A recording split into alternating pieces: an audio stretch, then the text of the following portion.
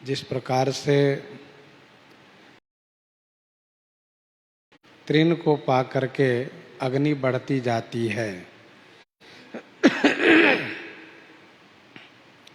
राक्षस लोग दिन और रात, दिन में युद्ध में मारे जाते हैं और रात्रि में जो घायल होकर आते हैं वे सब मर जाते हैं। रावण कुंभकर्ण की मृत्यु पर बहुत विलाप कर रहा है। कुंभकर्ण के सिर को बार बार अपने हृदय से लगाता है, हृदय पर रखता है। कुंभकर्ण की पत्नी वज्रज्वाला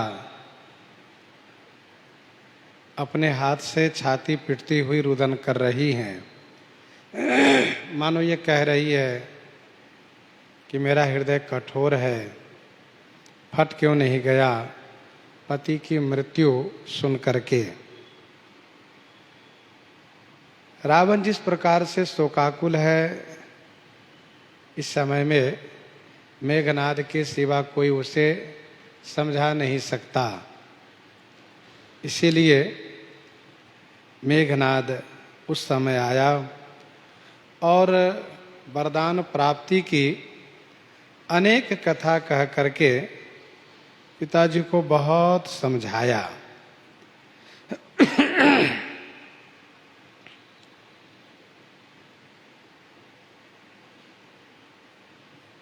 मेघनाद तेहि अवसर आयऊ, कही बहु कथा पिता समुझायऊ।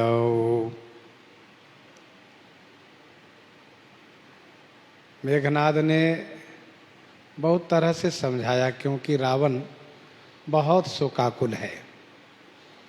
मेघनाद ने आगे स्पष्ट किया कि देखहु काली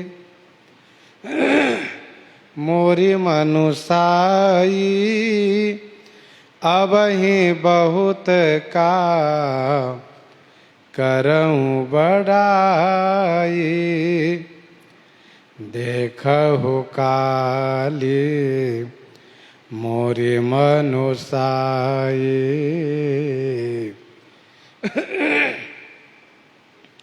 कल मेरी मनुसाई को आप देखिएगा। मनुसाई माने पुरुषार्थ, पराक्रम, और उसको देखिएगा।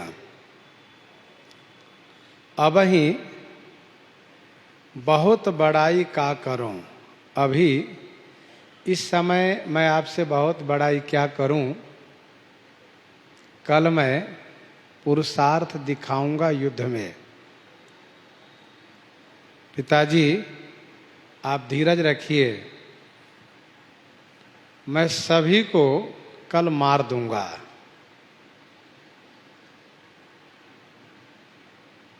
मैं क्या करूंगा उसको कह करके नहीं बल्कि करके दिखाऊंगा, क्योंकि सूर समर करनी करही, सूर समर करनी करही, कहीं न जनावही आप। तो मैं ऐसा करूंगा। इष्ट देव से बल रथ पायऊ, सो बल तात न तो ही दिखायऊ। हे तात, इष्ट देव कौन? श्री ब्रह्मा जी। मेरे इष्ट देव श्री ब्रह्मा जी। मैं अपने इष्ट देव श्री ब्रह्मा जी से बल और रथ प्राप्त किया हूं। उसको कभी दिखाने का मौका नहीं आया, आज उसका अवसर आया है। इसलिए मैंने वह कभी आपको दिखाया नहीं। मैंने श्री ब्रह्मा जी से बहुत बड़ा बल रथ वरदान में पाया है।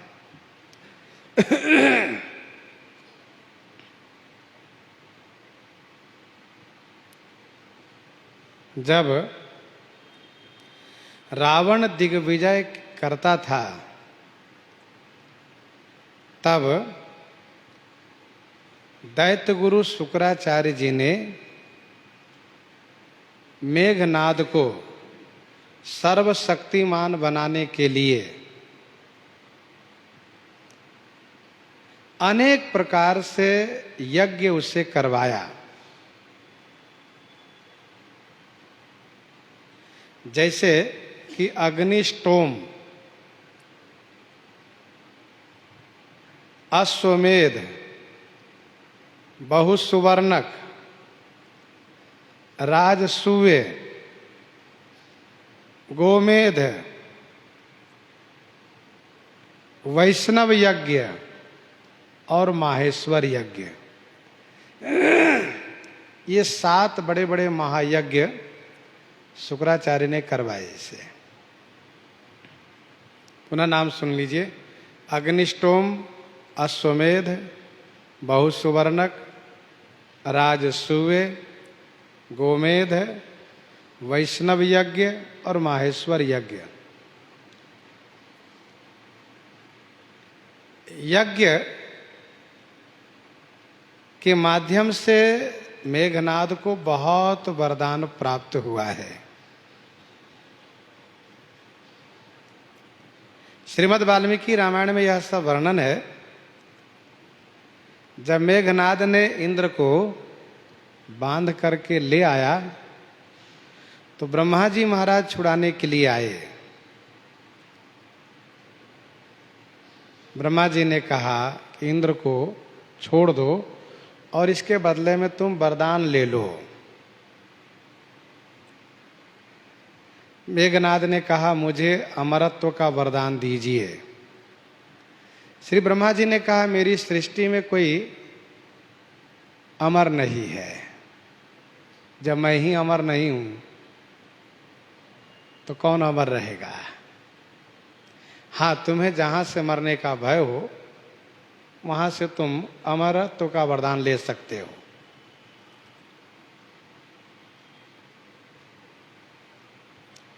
तब मेघनाद ने कहा कि युद्ध में जाने के पूर्व विजय की अभिलाषा से मैं यज्ञ करूं और उस यज्ञ से मुझे दिव्य रथ, अस्त्र शस्त्र प्राप्त हो जावे। जब तक मैं उस रथ पर आरूढ़ रहूं तब तक मैं अमर बना रहूं, मुझे कोई मार न सके, मुझे कोई मार न सके। ब्रह्मा जी ने कहा ऐसा ही होगा, लेकिन जब तुम यज्ञ कर रहे होंगे उस समय में तुम्हारा शत्रु जब यज्ञ स्थल पर पहुंच जाए और तुम्हें तुम्हारे यज्ञ को संपन्न न होने दे तो समझ लेना कि उन्हीं के हाथ से तुम्हारी मृत्यु होगी। मेघनाद ने कहा मुझे स्वीकार है। तो कहा तथास्तु। यज्ञ कहाँ होगा, यज्ञ कहाँ करेंगे, उसके लिए भी जगह निर्धारित हुआ। निकुंभला पर्वत पर, लंका के दक्षिण में निकुंभला पर्वत पर बट का वृक्ष है। उसके मूल में यज्ञ कुंड है। वहीं मेघनाद यज्ञ करेगा और उसका यज्ञ वहां सफल रहेगा तो वह विजयी अवश्य होगा। वैसे निकुंभला क्षेत्र भी कहते हैं उसको, निकुंभला पर्वत भी कहते हैं, निकुंभला देवी भी कही जाती है। वैसे जब वहाँ मेघनाद जाता है तो उस वृक्ष के पास जाते ही, वट वृक्ष के पास जाते ही अंतर्ध्यान हो जाता है और नीचे गुफा है, नीचे जाकर के उस गुफा में यज्ञ करता है। मेघनाद ने अपने पिता को समझाते हुए कहा कि मैंने इष्ट देव श्री ब्रह्मा जी से बल और रथ पाया है, उसको कभी प्रकट करने का, दिखाने का अवसर हमें प्राप्त नहीं हुआ है। आज अवसर आया है, इसलिए आज मैं वह दिखाऊंगा और मैं यज्ञ करके युद्ध में जाऊंगा और फिर मैं सबको मार गिराऊंगा। गोस्वामी जी कहते हैं, यही विधि जलपत भयउ बिहाना, चहु दुआर लागे कपि नाना। यही विधि जलपत, जलपत माने बड़बड़ाते हुए, इसी प्रकार से बड़बड़ाते हुए बिहाना भयऊ, बिहाना भयऊ माने प्रातः हो गया, चहु दुआर लागे कपि नाना। चहु द्वार माने चारों द्वार पर, नाना कपि माने अनेक वानर डट गए, लग गए।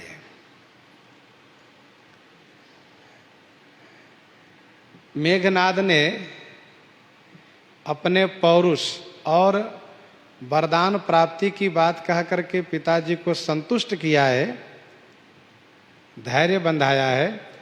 लेकिन गोस्वामी जी कहते हैं कि मेघनाद जल्पना कर रहा था, बड़बड़ा रहा था।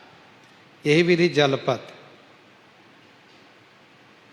इसकी बातों को बड़बड़ाना गोस्वामी जी ने कहा,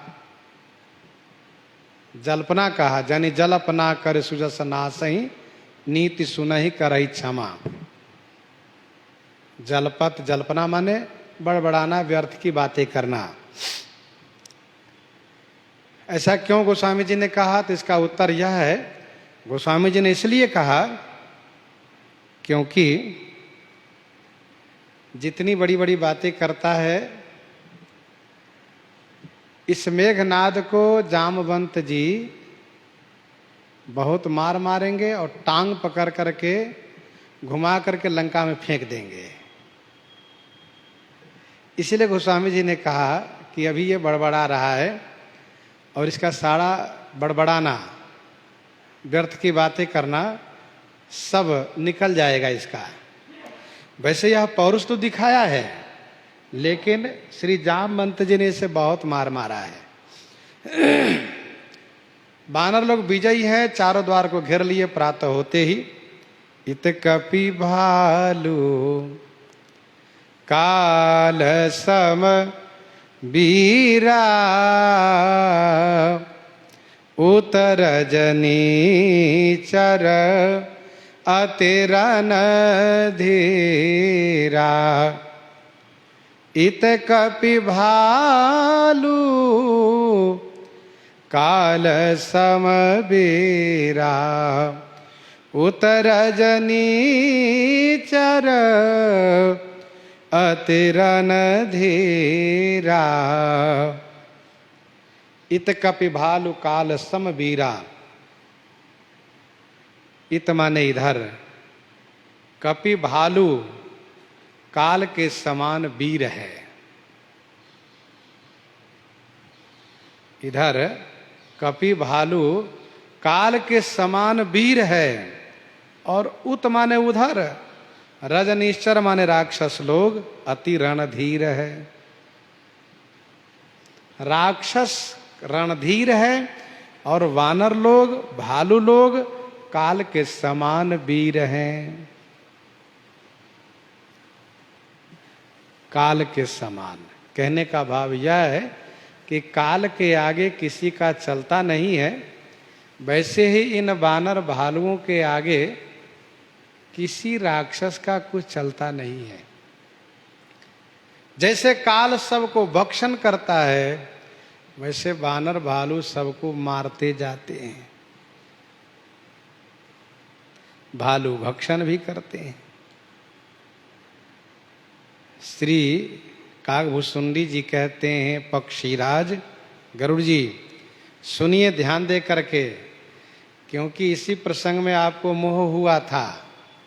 लरहि सुभट सब निज निज जय हेतु, लरहि सुभट निज निज जय हेतु, बरनि न जाए समर खग केतु। सुभट निज निज जय हेतु लरहि। सुभट योद्धा लोग अपनी अपनी जय के लिए, अपनी अपनी जय की प्राप्ति के लिए लरहि माने लड़ रहे हैं। बरनि न जाई समर खग केतु। हे खग केतु, पक्षीराज, ऐसा युद्ध हो रहा है कि उसका वर्णन नहीं किया जा सकता। दोनों तरफ के सैनिक अपनी अपनी जोड़ी देख करके भिड़ गए हैं और बड़ा भयानक रोमांचकारी युद्ध कर रहे हैं। भिरे सकल जोरिन सन जोरी, इत उत जय इच्छा नहीं थोरी। मेघनाद मायामय, रथ चढ़ी गयऊ आकाश, गरजऊ अट्टहास करी, भई कपि कट कही त्रास। मेघनाद मायामय, रथ चढ़ी गयऊ आकाश। मेघनाद ने जैसा कि अपने पिताजी को समझाया था वैसा ही किया। मेघनाद निकुंभला क्षेत्र में गया है, यज्ञ किया है। उस हवन कुंड से इसे दिव्य रथ प्राप्त हुआ है। उसी रथ पर आरूढ़ होकर के मेघनाद रणभूमि में पहुंचा है। मेघनाद मायामय, मेघनाद मायामय रथ पर चढ़ करके आकाश में चला गया। अट्टहास करी गरजेऊ। अट्टहास माने ठहाका मार करके, खिलखिलाते हुए, जोर से हंसते हुए गर्जन किया। कपि कटकई त्रास भई। कपि कटकई माने वानरी सेना को, त्रास माने भय हो गया, डर हो गया। भई कपि कटकई त्रास, वानरी सेना को डर हो गया।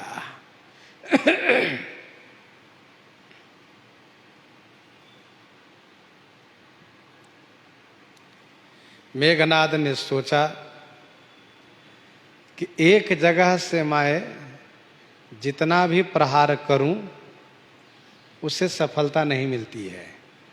मैंने माया करके भी देख लिया, पर मेरी माया को एक बाण से श्री राम जी काट देते हैं। वैसे मेघनाद यज्ञ द्वारा रथ प्राप्त किया है। यदि ये भूमि पर भी रहता तब भी इसको कोई नहीं देख पाता, क्योंकि उसको वरदान है कि जब तक वह उस रथ पर रहेगा तब तक उसे कोई देख नहीं सकता। आपके सामने हो तभी नहीं देख सकते, पर फिर भी वह आकाश में गया। एक जगह आकाश में स्थिर हो गया और वहीं से प्रहार करने के लिए पहले ठहाका मार करके खिलखिलाया, जोर से हंसा, जिससे वानरी सेना में भय व्याप गया। शक्ति शूल तरवारी कृपाना, अस्त्र शस्त्र कुलिसा युध नाना, शक्ति शूल तलवारी कृपाना। शक्ति, शूल माने त्रिशूल, तलवारी माने तलवार, कृपाना माने वह खड्ग जिसको द्विधारा कहते हैं, कृपान, जिसको चलाने में बड़ी सावधानी रखनी पड़ती है। दाएं बाएं और सामने तीनों तरफ उस कृपान से वार किया जाता है, मारा जाता है। तो कृपान, अस्त्र शस्त्र, अस्त्र वह है जिसको फेंक करके चलाया जाता है, शस्त्र वह है जिससे हाथ में लिए हुए मारा जाता है। कुलसायुध नाना, कुलिस आयुध, कुलिस माने वज्र के समान, नाना आयुध माने अनेक हथियार, अनेक अस्त्र शस्त्र।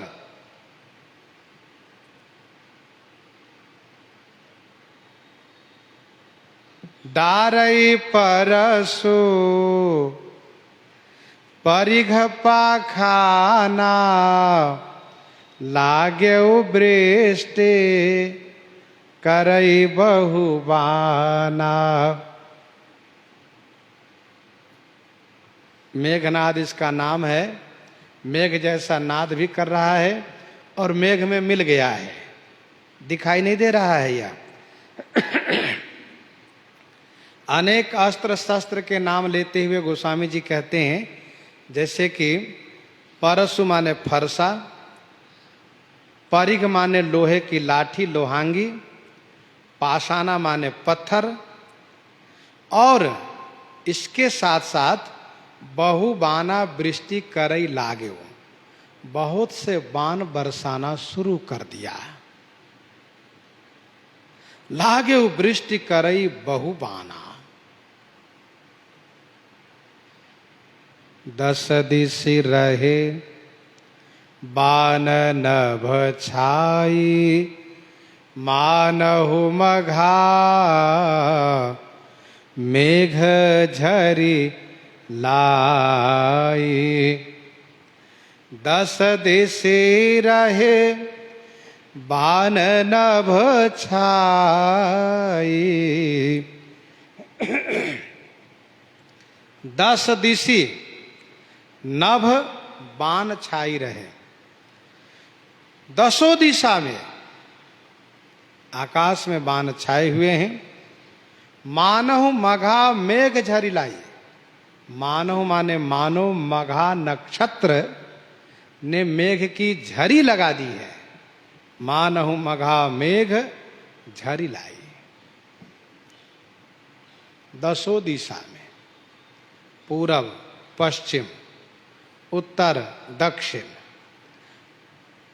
तथा पूरब दक्षिण के कोण अग्नि, अग्नि कोण, उसी क्रम में दक्षिण पश्चिम में नैऋत्य कोण, वायव्य कोण, ईशान कोण, ऊर्ध्व ऊपर वाला भाग, सिर के ऊपर वाला भाग ऊर्ध्व दिशा, पैर तले अधो दिशा, ये 10 दिशा है। पूरब दक्षिण पश्चिम उत्तर, उसी क्रम में घूम लीजिए, अग्नि नैऋत्य वायव्य ईशान ऊर्ध्व अर्ध अधो दिशा। 10 दिशा में बाण छाया हुआ है, सब तरफ बाण ही बाण दिख रहा है। इतना बाण बरसाया मेघनाद। गोस्वामी जी कहते हैं मानो मघा नक्षत्र ने मेघ की झरी लगा दी है। जिस प्रकार से मघा नक्षत्र की वर्षा जब होती है तो होती ही रहती है, वैसे ही मेघनाद बाण एक क्षण के लिए भी बंद नहीं करता है। बाण पर बाण, बाण पर बाण बरसाए जा रहा है। मानहु मघा मेघ झरी लाई। गोस्वामी जी ने लिखा है वर्षा घोर निशाचर रारी, मानस मुखमंद की चौपाई है। वर्षा घोर निशाचर रारी सुरकुल साल सुमंगल कार्य।